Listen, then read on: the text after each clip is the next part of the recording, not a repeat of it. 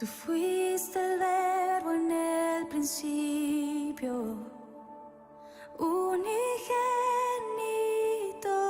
de Dios. El misterio de tu gloria, revelado en tu amor. Cuán hermoso su nombre es, cuán hermoso su nombre es, el nombre de Jesús, mi Rey. Cuán hermoso su nombre es, nada se iguala a él. Cuán hermoso su nombre es, no hay otro nombre.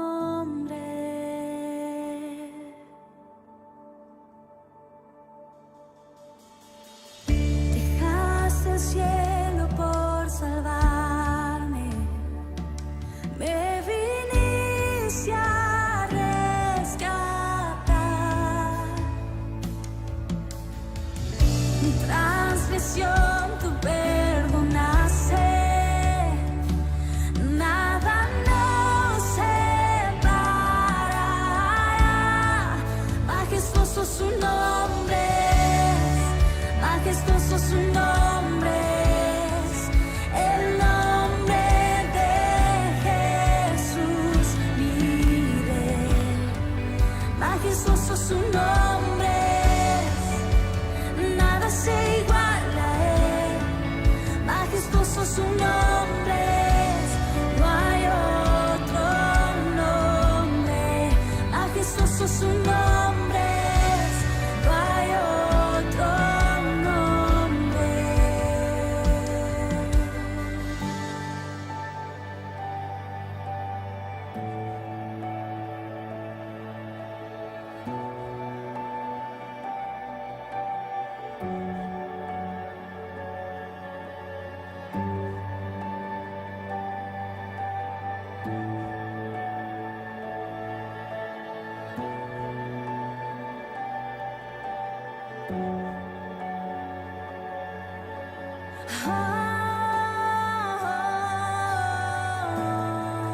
No hay otro nombre igual.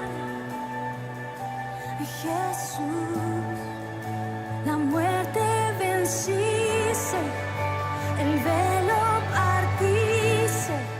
Os damos la bienvenida desde la casa del doctor José Manuel González Campa. Muchas gracias por recibirme en tu casa para poder entrevistarte y que podamos conocer las cosas que Dios ha hecho en tu vida, tanto en el campo profesional como teológico. Bueno, gracias a ti por la deferencia de venir desde bastante lejos a hacer esta entrevista. Esperemos que lo poco que yo haya podido hacer en la vida tenga algún sentido para alguien que vea la entrevista posteriormente. Para mí es mucho porque me ha costado mucho preparar la entrevista, porque son muchas cosas las que has llevado a cabo en el campo de la medicina y también como pastor y dando conferencias y sirviendo al Señor en diferentes áreas. O sea que me ha costado bastante. Bueno, son muchos años que han transcurrido a lo largo de mi vida, ¿no? Y en tantos años haces cosas. Hay que aprovechar el tiempo, ¿no? Porque se puede trabajar mucho y no ser eficiente, pero lo eres. Y también se ve en la página que tienes, José Manuel González Campa, que está muy bien diseñada y ahí vemos, pero es que bastante, de los estudios, los libros, todo lo que has llevado a cabo. Bueno, la página es como un resumen de lo que ha sido mi vida desde el punto de vista fundamentalmente cristiano y en el ministerio, en las iglesias y en muy diversos ámbitos. Y esta página, si tiene alguna cualidad que merezca la pena, es que en todas las páginas web que se pueden encontrar en el mundo hispánico, en España, en Latinoamérica, etc. No hay una página que tenga tantos contenidos de estudios bíblicos serios o de temas muy delicados y muy comprometidos, tanto desde el punto de vista bíblico como desde el punto de vista bíblico y científico. Por eso digo que es una página que hay que dedicarle mucho tiempo. Al que tenga ganas de aprender, ahí va a encontrar muchos conocimientos y profundos. Bueno, no sé si son muchas las personas, pero es una página en la que entran a ver su contenido personas de los 5 continentes de la Tierra. Y te sorprende que de repente pues, te llegue una comunicación de China o de Rusia o de la India, ¿no? Igual que te pueden llegar pues, de Europa y sobre todo de América Latina. ¿Cómo estás? Bien, bastante bien, no me puedo quejar demasiado. Estás casado y tu esposa se llama Sara. Mi esposa se llama Sara y tenemos 5 hijos, 3 hijas y 2 hijos. Las hijas se llaman Sara la mayor,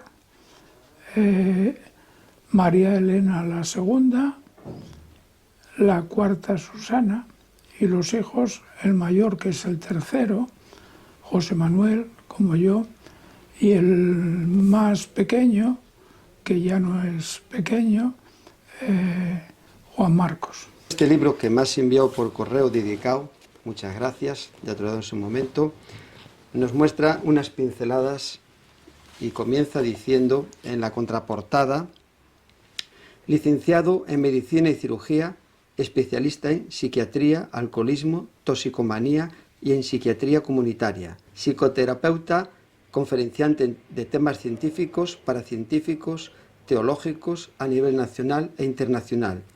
Y después aparece también aquí, igual que al principio, teólogo y escritor evangélico, autor de varias publicaciones en el campo científico, sociológico y teológico.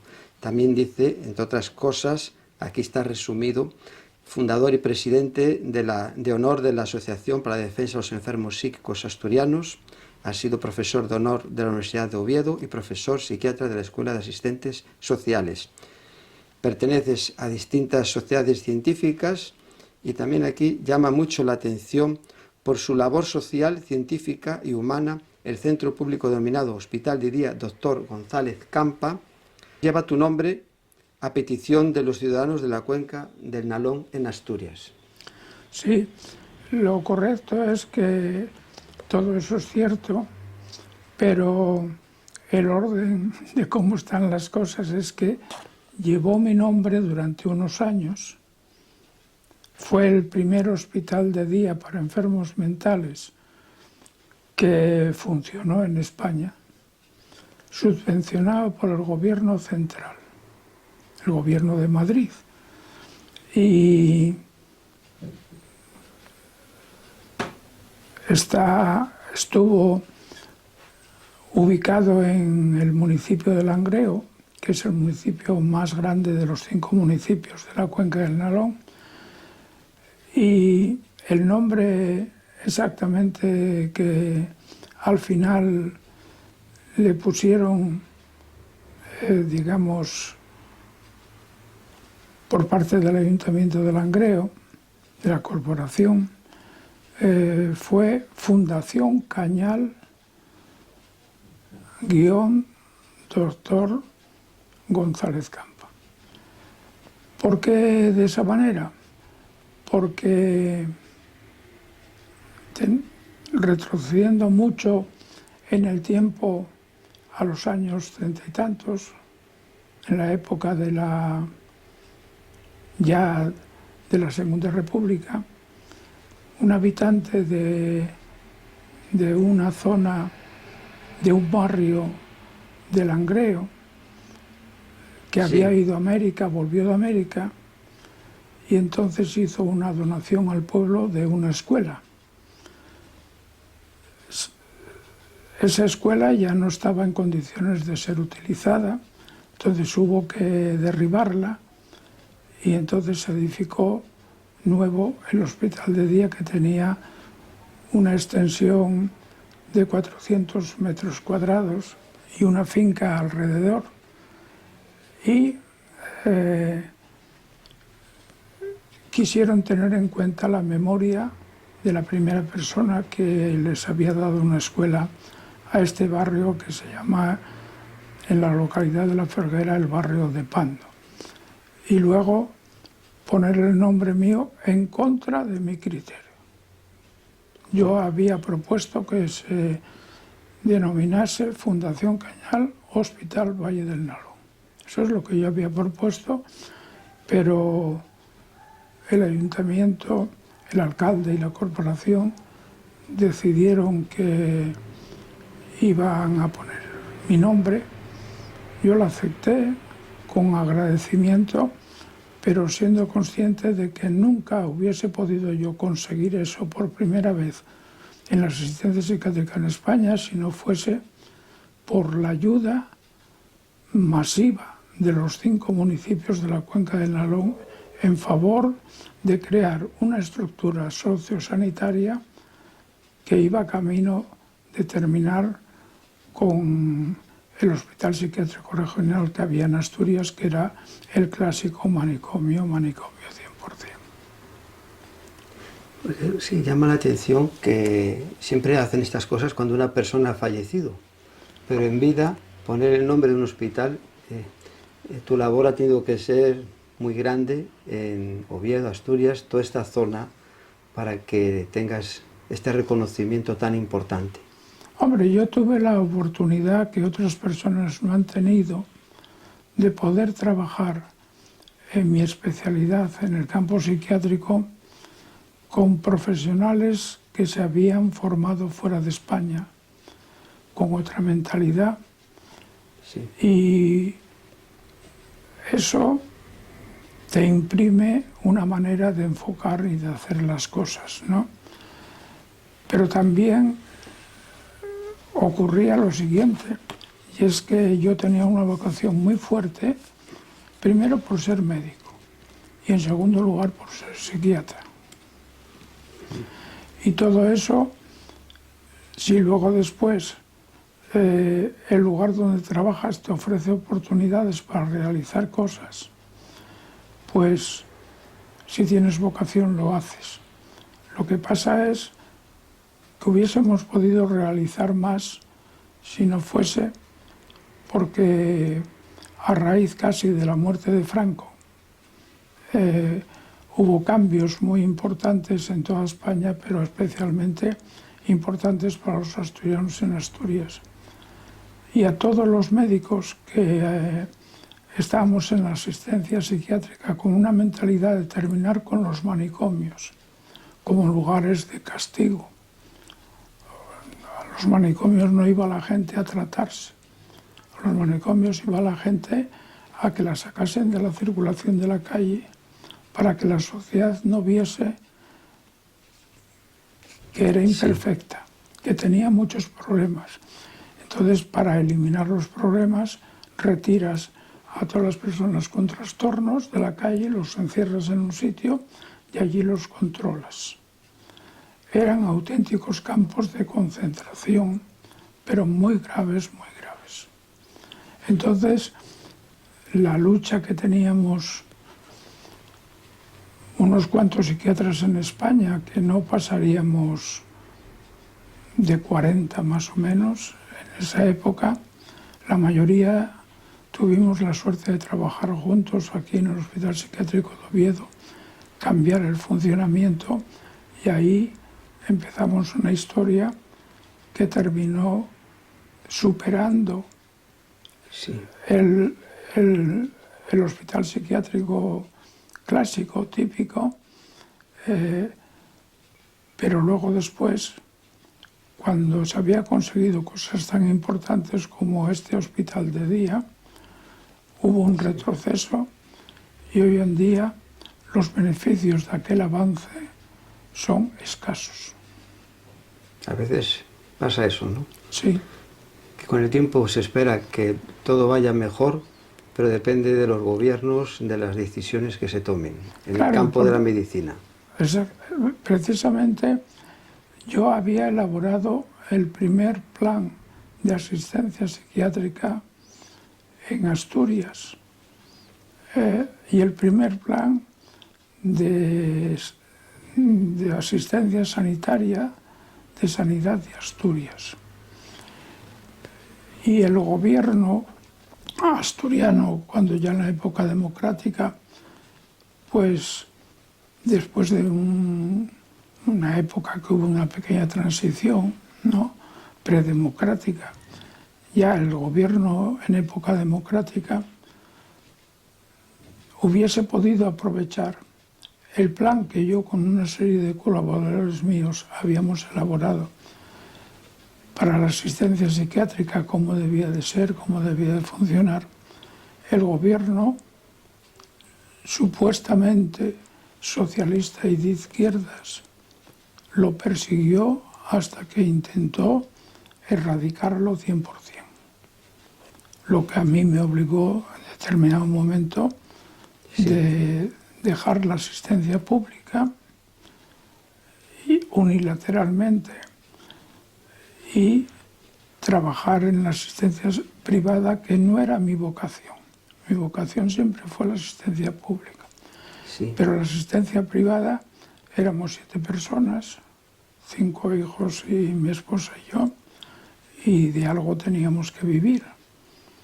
Y entonces no fue problema para mí mayor porque la gente me conocía ya de muchos años, tenía una credibilidad en la región, pero la tenía en toda España.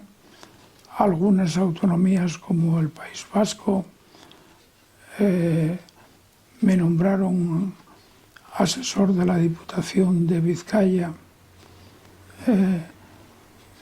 para todo aquello que tuviese que ver con el enfoque de la psiquiatría y de la salud mental. Y me llegó esto, pienso que porque Dios quiso, porque yo no tenía nada que ver con el PNV, como es lógico, ¿no? Es lógico en mi caso, quiero decir. Y sin embargo, lo que se hizo aquí en Asturias alcanzó una dimensión muy importante. Llegó el ECO a Suiza, que tenía una asistencia psiquiátrica muy superior a la que había en España. Llegó el ECO a Francia, a determinados sectores de Francia. Tuvo una repercusión, digamos, en cierto sentido internacional, el que se consiguiese un área sanitaria dentro del campo de la psiquiatría que demostró que el manicomio era superable. Fueron retos que supusieron un gran esfuerzo para tu vida como persona y como cristiano, por lo que me estás comentando. Sí, el hecho de ser creyente jugaba un papel por una parte positivo y por otra parte me iba a crear muchos problemas. Yo ya lo sabía. Cuando tuve oportunidad de hablar con el director general de Sanidad que tuvo la UCD en el primer gobierno democrático, el ministro de Sanidad, que era de Extremadura, me llamó para una entrevista que duró más de 2 horas y yo no tenía ningún cargo político en ese momento. Me acompañó uno de los vicepresidentes del Congreso para presentarme al ministro y hablar con él. Y luego después el resumen de esas conversaciones y lo más importante que se trató se publicó en El País y lo conoció, digamos, en ese sentido, toda España, que era una época en que el país se leía mucho. Hoy también se sigue leyendo Sí, sí. mucho, pero en aquella época creo que se No había leía tantos más. medios como ahora. Estaba la primera cadena y la segunda. Exacto, Y el que salía ahí en el telediario era famoso al día siguiente. eso es. Volviendo al libro, aquí cuando comenzamos estamos diciendo que licenciado en Medicina y Cirugía, especialista en Psiquiatría y todo lo que hemos mencionado, estamos hablando. Si cualquier persona que vea la portada de tu último libro pensará que has nacido en una de las mejores familias acomodadas de Oviedo.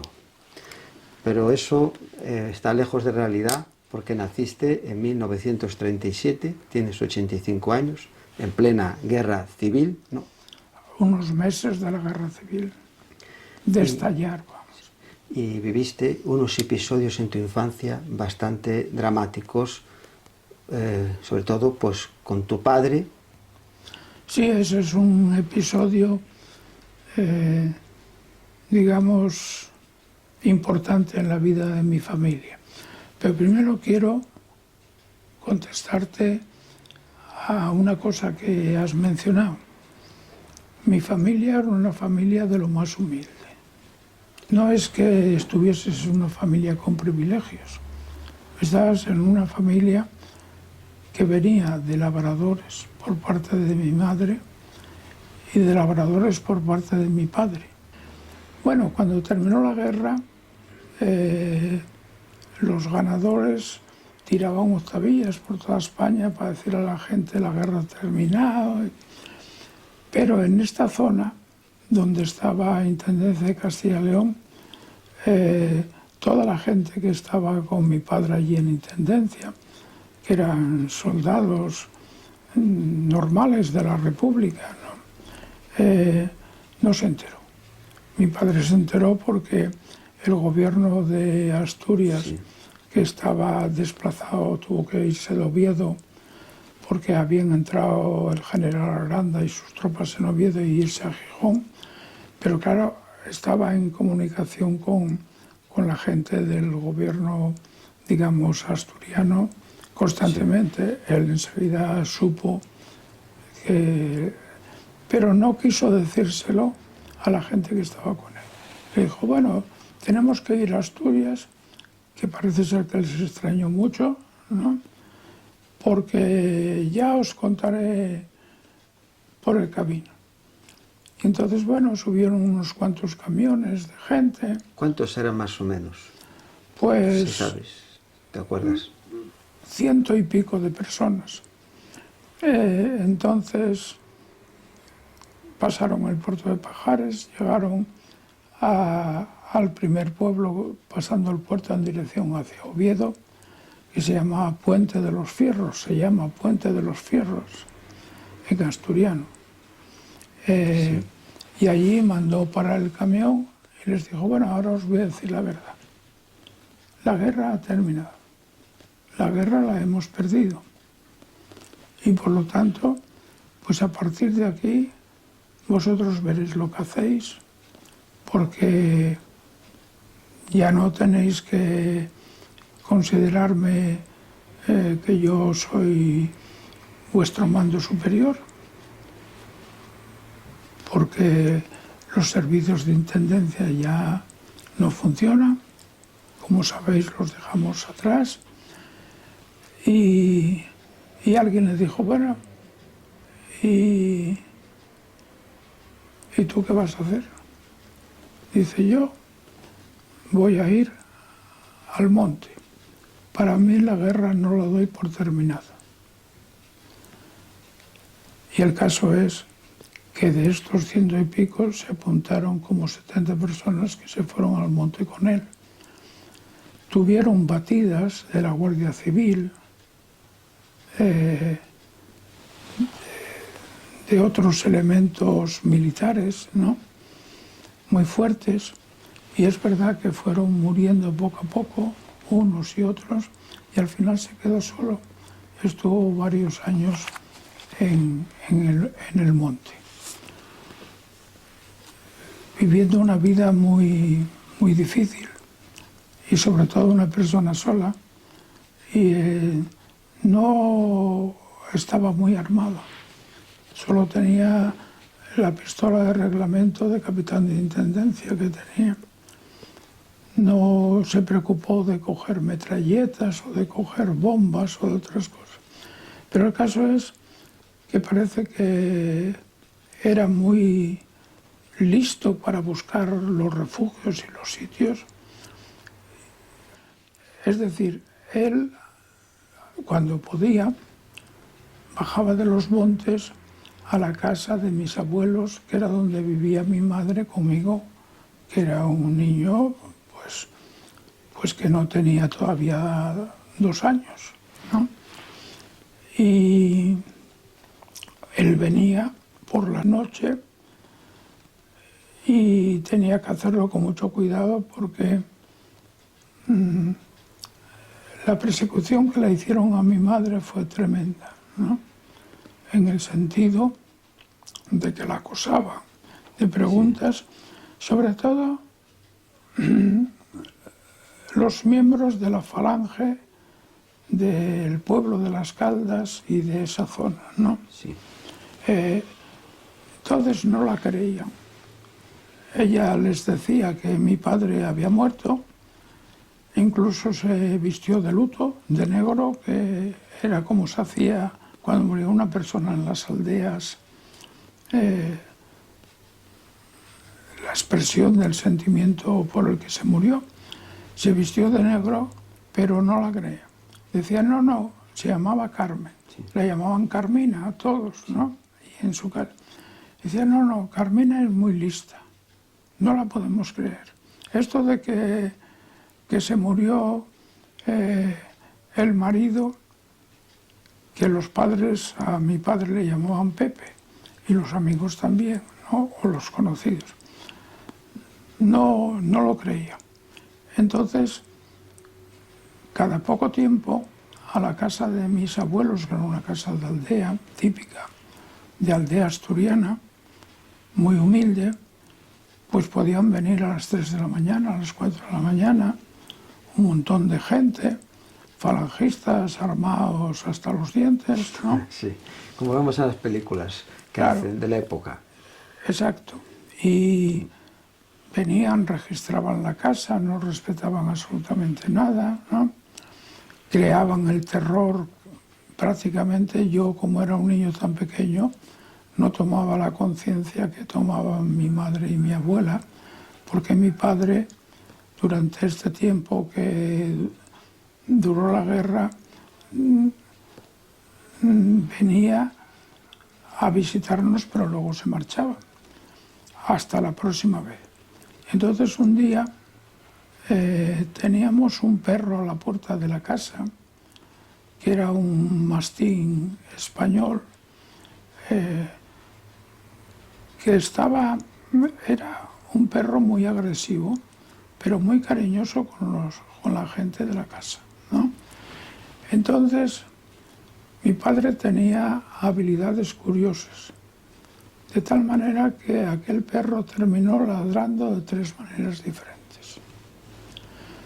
Cuando venían cazadores a cazar, cazadores normales, porque era una zona donde había mucha caza, ¿no?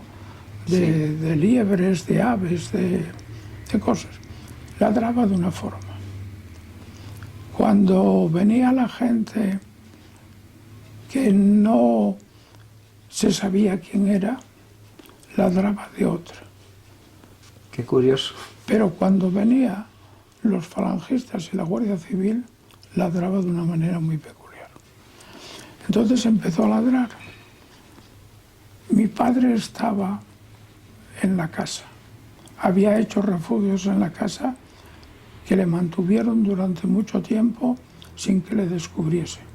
Hizo refugios debajo de donde estaban las vacas, que había 2 vacas, un corral, y debajo hizo un refugio. Se metía allí y lo tapaba, las vacas estaban encima, no se hundía. No sé cómo lo hizo, pero lo hizo. Otra vez hizo un refugio dentro de un horno para hacer pan. Llegaban, pegaban con las culatas de los fusiles en el horno y no sonaba hueco. O sea, tenía una capacidad enorme para hacer estas cosas. Entonces estaba en la cuadra cuando ladra el perro. Y mi madre, que oye los ladridos, va y le dice, abrió la puerta que comunicaba la cuadra con la cocina de la casa. Era así como eran las casas de aldea en Asturias y en otras partes del norte de España. Y le dijo, mira, Pepe, guárdate porque viene alguien. Y mi padre le dijo, no, hombre, tú no te preocupes, ¿no ves? Son cazadores. No, no, cuando el perro ladra de esta manera no son cazadores. Que sí, mujer, que sí, tranquila, que no son cazadores. Y resulta que de cazadores nada de nada. Era un montón de gente, de falangistas, de guardia civil, que venían con metralletas, con fusiles, armados hasta los dientes.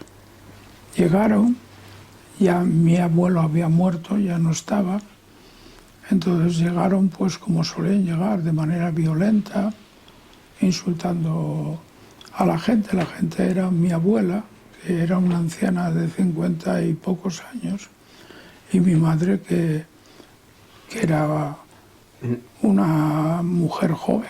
En aquellos tiempos, de 50 y pico años, era uno mayor. Hoy en día es un crío casi. Sí, luego, ha cambiado mucho la perspectiva. Exacto. Luego ella murió a los 94 años, mi abuela. Pero sí hacía mayor, yo me acuerdo de eso. Y entonces ya tenía yo casi 3 años. Y bueno, empezaron a mirar la casa, las habitaciones, que había 2, un desván que había que subir por una escalera que se quitaba y se ponía. Miraron por allí a ver si, y no. Y luego vieron la puerta que separaba la cocina de la cuadra. Y el que parece que mandaba todo aquello y todo eso, le dijo, ¿a dónde? ¿Esa puerta a dónde va? Le dijeron, no, a la cuadra. Dice, pues abran la puerta. Y mi abuela, sacando el valor no sé de dónde, le dijo, ábrala usted.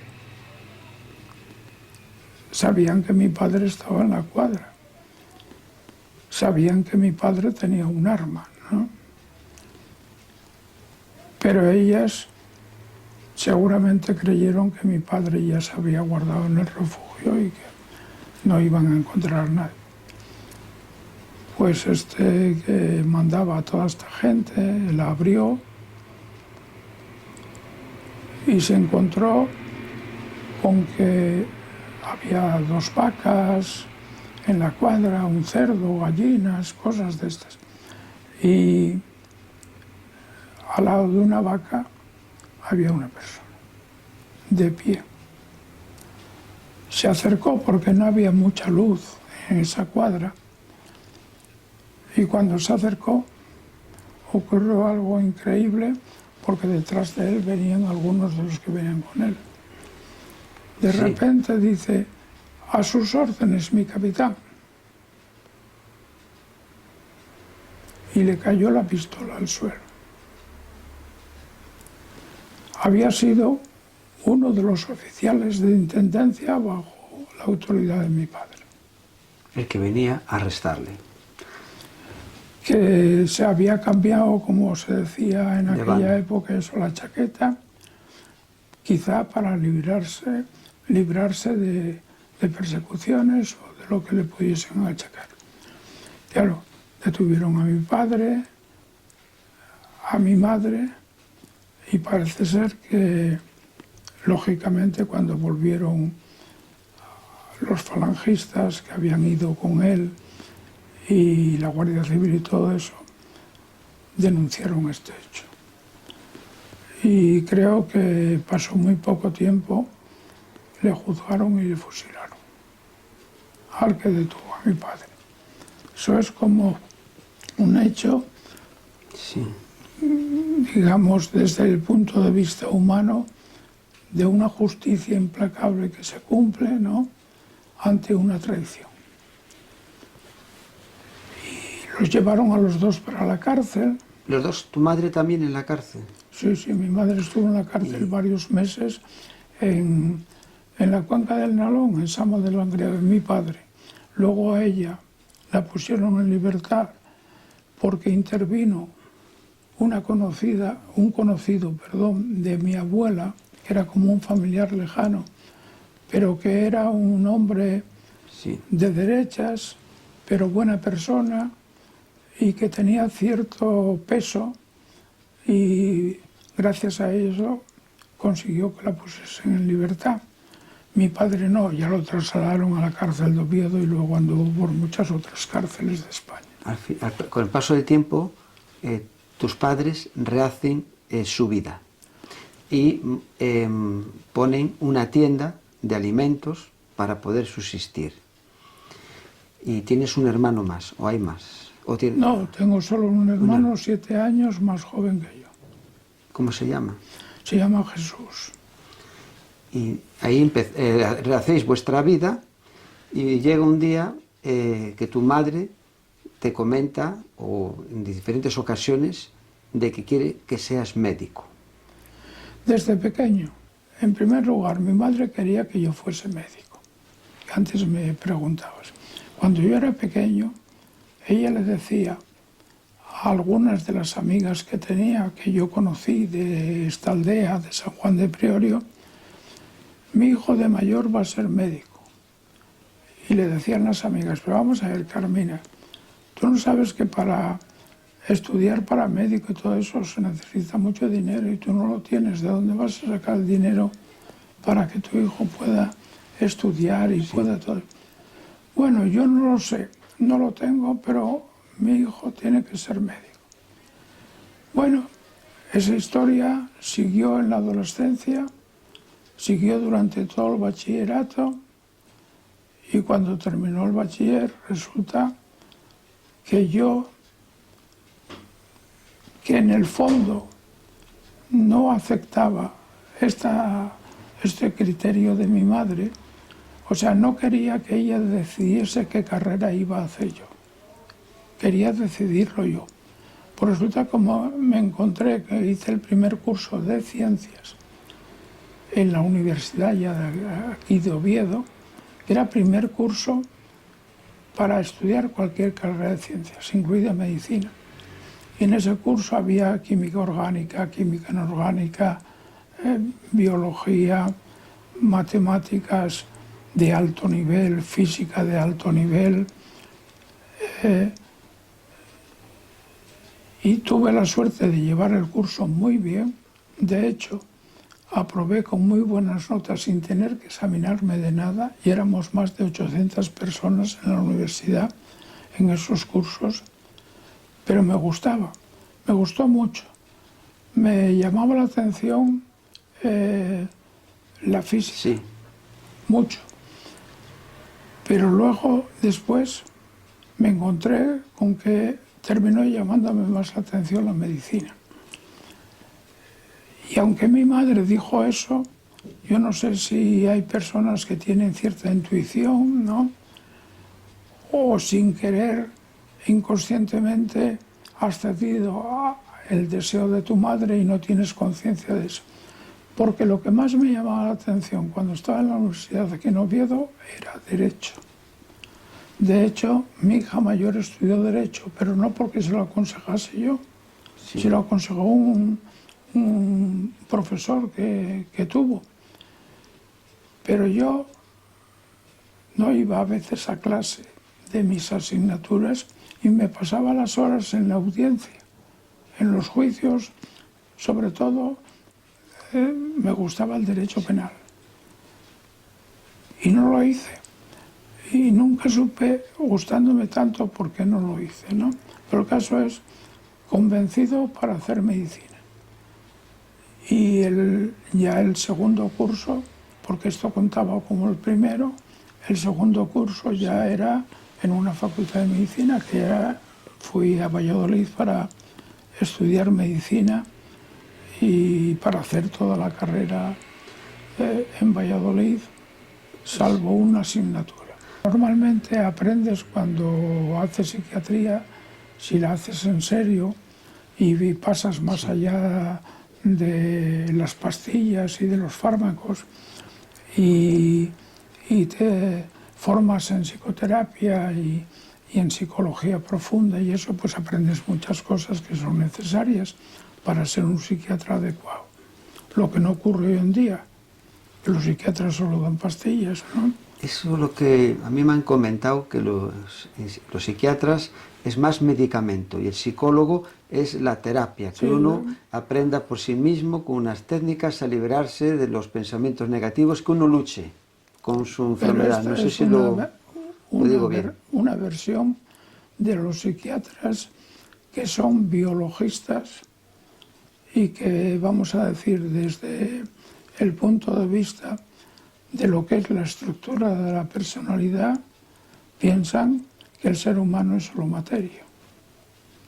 Entonces, la psiquiatría que practicábamos, todas aquellas personas que en su momento nos reunimos en el Hospital Psiquiátrico de Oviedo, pues había personas con una formación psiquiátrica y neurológica muy buena.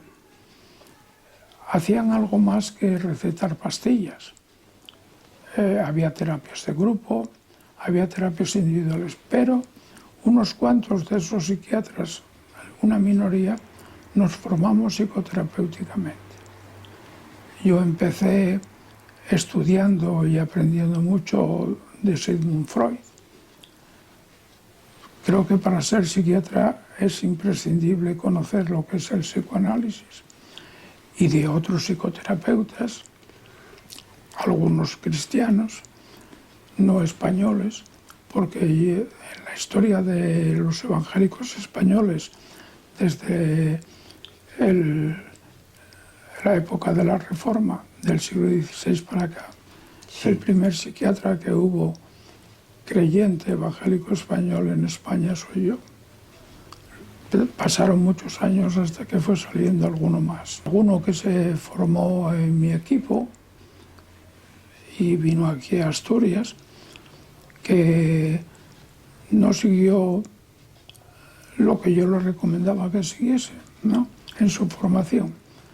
Pero es verdad que los psiquiatras hoy es para dar pastillas, entonces esto es una psiquiatría incompleta, absolutamente incompleta. Es decir, por mucho que el cuadro que presente un paciente sea, digamos, un cuadro que necesite una medicación apropiada y por muy bien que le vaya, la psicoterapia es imprescindible.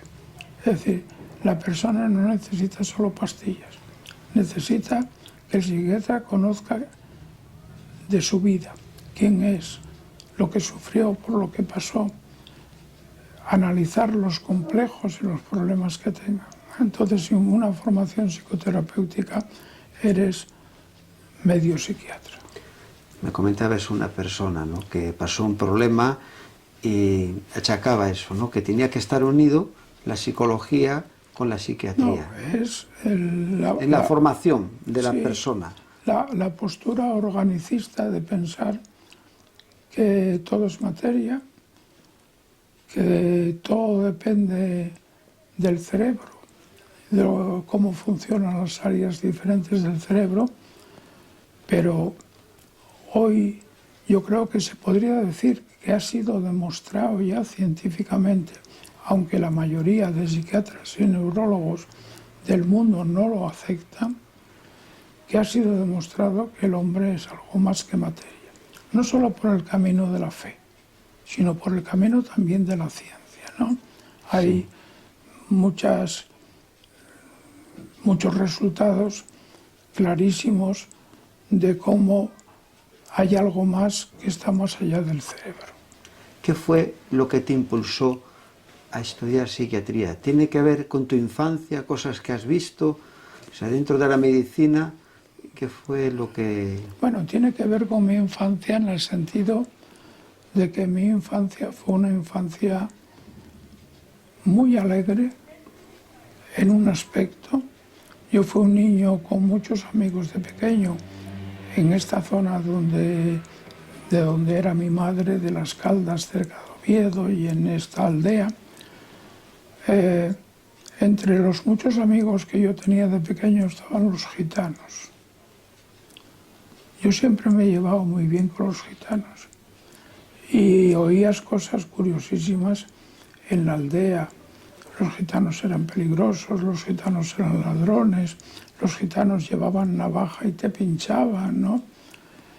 Yo de niño, estoy diciendo de 4, de 5, de 6, de 7, de 8 años, de 9, yo tenía cantidad de amigos gitanos y no me creía nada de eso.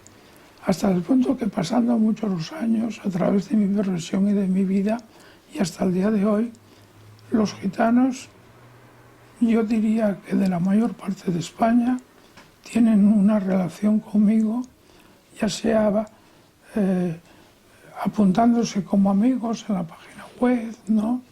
o teniendo contacto conmigo por el hecho de ser yo creyente. O sea, para ellos un psiquiatra creyente es diferente de un psiquiatra que no sea creyente, ¿no? Y el psiquiatra que no sea creyente puede ser muy cualificado y funcionar muy bien. Pero bueno, ellos tienen este sentido. Ahora, lo que a mí me empujó, porque yo tenía un problema importante, y es conocer la estructura de la personalidad humana. Entonces, cuando vas a hacer medicina, pues tienes cantidad de asignaturas que te abren horizontes, ¿no? Y ya en el segundo curso de medicina dije, bueno, voy a hacer medicina, y cuando termine, que eran 7 cursos cuando yo las hice, ahora son menos, ¿no?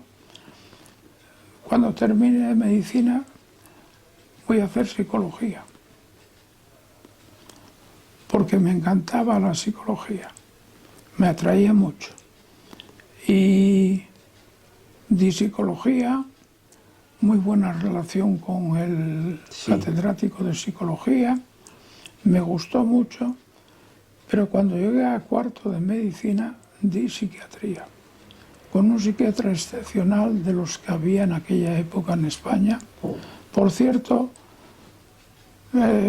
perseguido, represaliado por el franquismo, que funcionaba como catedrático sin tener concedida la cátedra, que se hacían oposiciones para ocupar esa cátedra, y claro, él se presentaba. Entonces, nunca consiguió las superestructuras de poder formar un tribunal que quisiese examinar a este catedrático, porque lo consideraban que estaba por encima de ellos, ¿no? Era un hombre que era muy entrañable. ¿Cómo se llamaba? El doctor Villacián. Tiene una calle en Valladolid y muchas otras cosas. Muy entrañable. Era un hombre que cuando te contaba o te presentaba la historia de un enfermo, a veces terminaba llorando. Eso me impresionó de tal manera que la primera clase que di con él dije, no, yo creía que tenía que hacer psicología, pero no es psicología lo que yo voy a hacer, va a ser psiquiatría. Para ser psiquiatría tienes que tener una formación psicológica muy seria. Por lo tanto, la psicología quedaba no descartada, sino como primer paso para ir más adelante a la psiquiatría. Cuando nos llevaba a ver a los enfermos al Hospital Psiquiátrico de Valladolid, que era un manicomio 100%, pero él no era un hombre de manicomio. Él creía que la psiquiatría tenía que funcionar de otra manera, más humana, que los enfermos mentales no podían estar, asediados, acosados por cantidad de circunstancias. La psiquiatría es la ruina de la sanidad española, que hoy en día todavía lo sigue siendo, todavía eso no se ha superado. Entonces decidí que hacía psiquiatría y así fue. Eso le dio un disgusto a mi madre, que no correspondía con la imagen de médico que ella tenía. Ella quería un hijo que fuese médico, un cirujano importantísimo, que destacase mucho, que posiblemente ganase mucho dinero y que fuese famosísimo. Entonces, cuando yo le dije la especialidad que iba a escoger para hacer, se llevó unos disgustos muy serios. Mi padre no. Mi padre no comentaba algunas cosas, lo que suponía para mí que estaba de acuerdo con mi decisión. No porque él tuviese experiencia, porque él no... Era un hombre que tenía una cultura como de haber estudiado varias carreras sin haber ido a la universidad nunca. A estos intelectuales obreros de la época de la República y anterior que se formaban escuchando a Ortega y Gasset, a Miguel de Unamuno, ¿no? a personajes importantísimos. Me gustaría preguntarte que con él tenías muchas conversaciones y él te hablaba de la Primera Guerra Mundial, de la Segunda Guerra Mundial. ¿Qué cosas ahí te han quedado así, que te hayan marcado? Pues él me hablaba de la Primera Guerra Mundial y de la Segunda, y era un socialista, que vamos a decir, utópico. Normalmente los primeros socialistas en la historia del socialismo mundial son los socialistas utópicos. Entre los socialistas utópicos destacaron creyentes muy importantes. Por mencionar uno de los más importantes, un socialista llamado Owen puso en marcha cooperativas y, digamos, un sistema de trabajo comunitario, ¿no?, para que se estableciese la riqueza producida de manera adecuada. Pero estos socialistas tenían una influencia bíblica muy seria. Sí. Eran creyentes y encontraban en la Escritura algo más que lo que encontraban otros creyentes, que era como si la Biblia solo sirviese para una especie de realización espiritual, ¿no?, pero que todo lo social, todo lo humano y todo lo demás, pues esto era cosa de otros, no era cosa que tenía un creyente que preocuparse en esos aspectos. Entonces los socialistas utópicos, ingleses y franceses sobre todo, tuvieron una influencia grande, pero frente al sistema que había en los pueblos, en las naciones, fracasaron. O sea, en política el ser utópico es tomar conciencia de que vas a fracasar casi seguro, seguro. Tu padre llegó a ver tu conversión al Señor, tu carrera, y llegó a ver muchas cosas que ya Sí, sí. a esa edad eras ya un famoso psiquiatra y una persona conocida Bueno, a nivel, ¿no?, él de España y otros países. llegó a ver muchas cosas, llegó a ver también la conversión de él. ¿Y cómo fue la conversión de tu padre? Pues la conversión de mi padre fue en una de las iglesias domésticas, Sí. que yo a veces menciono en mi currículum, etc. Y te preguntaré más adelante, en la segunda parte de la entrevista. Pues cuando nos casamos, mi mujer y yo trabajaba en el Hospital Psiquiátrico Provincial, donde terminé mi especialidad. La había empezado en un hospital psiquiátrico de mujeres en Palencia, de 1.300 mujeres, y luego después me cambié porque el Hospital Psiquiátrico de Asturias empezaba un cambio espectacular con gente formada en Canadá, en Estados Unidos, en Inglaterra, con una mentalidad no manicomial, que era la mentalidad opuesta a la que tenía López Ibor, por decirlo, el padre en su momento. Él tenía una sed del sentido de la justicia que la encontró en el Señor. Entonces empezó a ir a esta casa en Oviedo todos los domingos que tenemos reuniones, y un día, cuando se estaba predicando, de repente se desmayó y cayó al suelo. Y él buscaba y leía. Cuando empezó a leer libros de personas que se preocupaban de la dimensión social, humana, incluso política del Evangelio, me decía, esto es extraordinario, esto tenía que leerlo mucha gente. Digo, ya, pero mucha gente probablemente no lo lea o no lo quiera leer.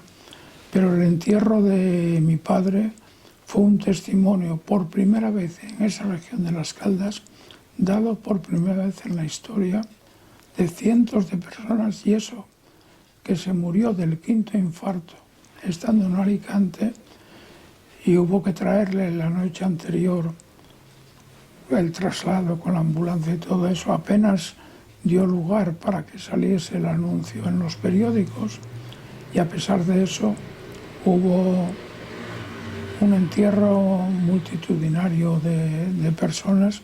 Fue un ejemplo de un socialista utópico para la mayoría de los que le conocían, ¿no? Pero muy convencido de su socialismo, de sus principios, y de un cristiano con las cosas muy claras. Para terminar, antes de comentar algunas palabras, aquí tenemos unos libros que has publicado, ¿no? El comunismo bíblico, un poco va en lo que hemos estado hablando. Sí. Economía de la muerte, comentario exegético y hermenéutico al libro de Efesios. Este es el sentido de la vida. Es un comentario de Eclesiastés. Todos libros muy interesantes. Ahora en la segunda parte a lo mejor hablamos un poco sobre este, nos das algunas pinceladas y terminamos. Que puedas decir lo que tú veas para terminar este ciclo de esta entrevista.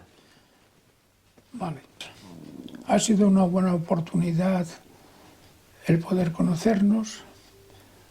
Para mí es un gozo que podamos estar juntos.